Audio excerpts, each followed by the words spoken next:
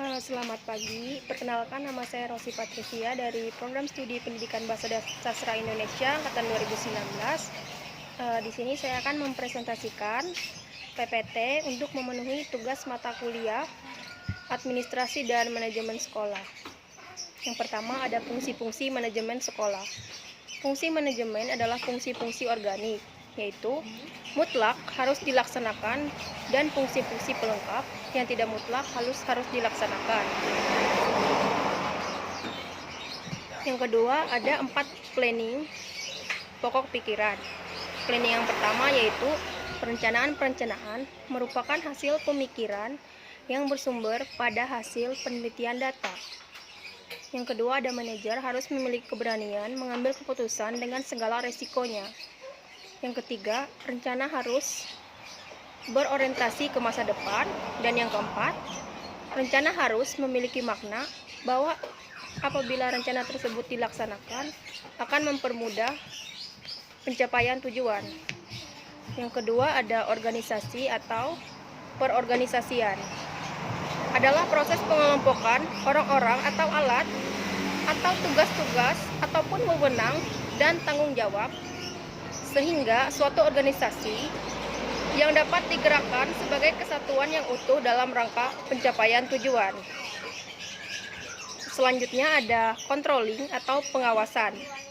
Proses pengamatan terhadap pelaksanaan seluruh organisasi untuk menjamin agar pekerjaan yang dilakukan sesuai dengan rencana yang ditetapkan.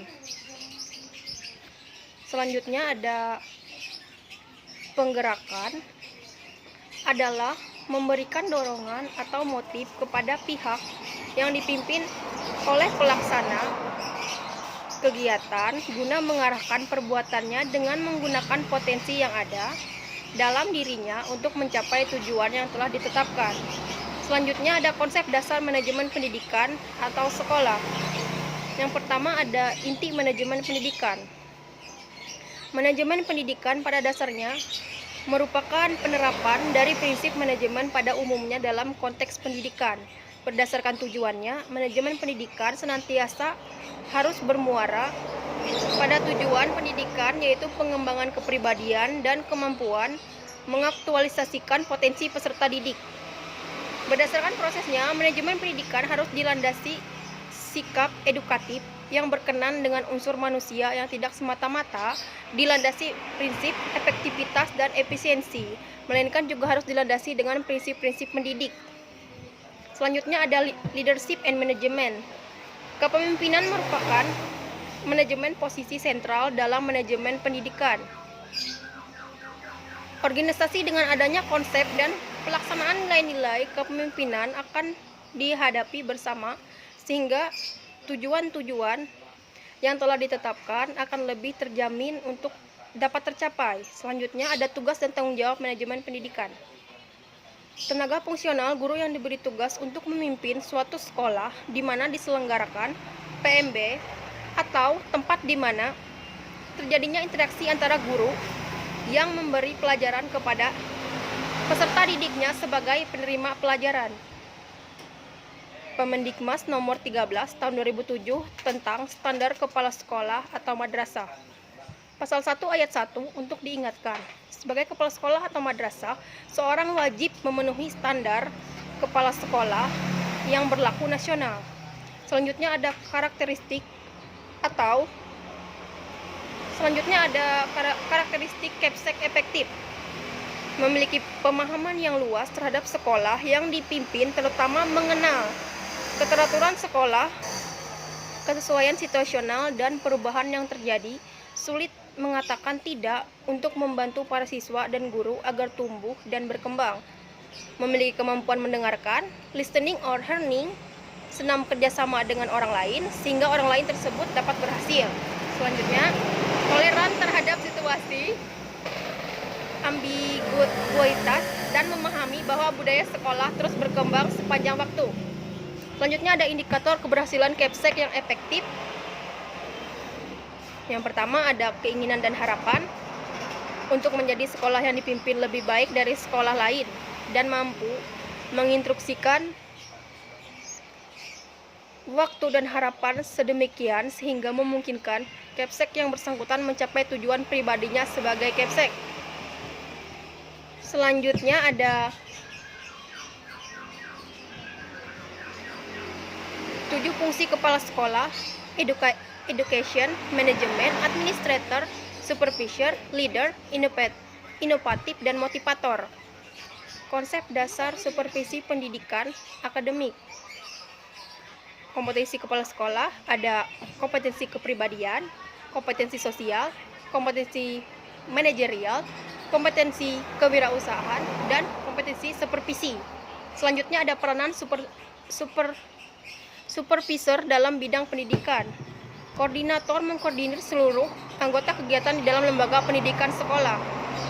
Konsultan memberi konsultasi untuk membantu anggota staf yang memerlukan bantuan. Group leader memimpin kelompok, dan staf evaluator menilai hasil kerja serta proses pembelajaran. Selanjutnya ada tujuan supervisi akademik, yaitu membantu guru untuk mengembangkan kemampuan profesionalnya seperti memahami kehidupan kelas, mengecangkan keterampilan, mengajar dan menggunakan kemampuan melalui teknik-teknik tertentu.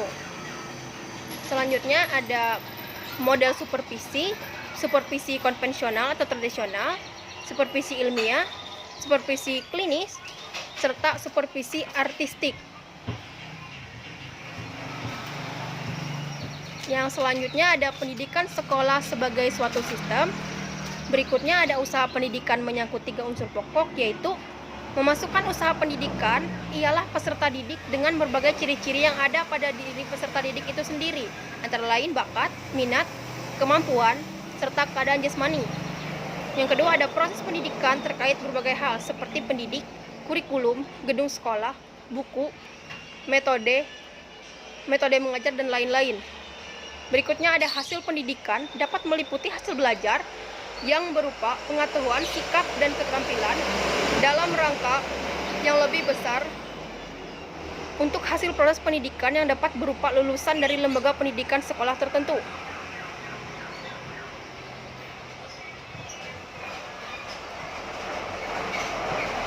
Selanjutnya ada kekuatan budaya sekolah. Penguasaan pengetahuan baru dapat mengubah budaya, namun jika dikontrol, budaya dapat mengambil alih kendali perubahan dan dapat menjadi langkah pembaharuan atau ditarik kembali ke budaya organisasi yang ada pada perubahan yang akan terhenti. Selanjutnya ada kekuatan budaya sekolah. Selanjutnya ada tujuan pelatihan. Yang pertama ada untuk menjelaskan definisi budaya sekolah. Yang kedua, mengungkapkan argumen tentang pentingnya budaya sekolah dalam konteks implementasi kurikulum. Yang ketiga ada mengidentifikasikan kompetensi kepala sekolah yang dibutuhkan dalam pengembangan budaya sekolah. Yang keempat adalah untuk menerapkan strategi pengembangan budaya sekolah dalam pengembangan kurikulum sekolah yang dipimpin. Yang kelima dan yang terakhir adalah bagaimana mengembangkan budaya sekolah, merumuskan strategi yang meliputi penempatan visi misi yang menjadi arah pengembangan, analisis lingkungan eksternal dan internal, implementasi strategi, serta monitoring dan evaluasi. Terima kasih dan selamat siang.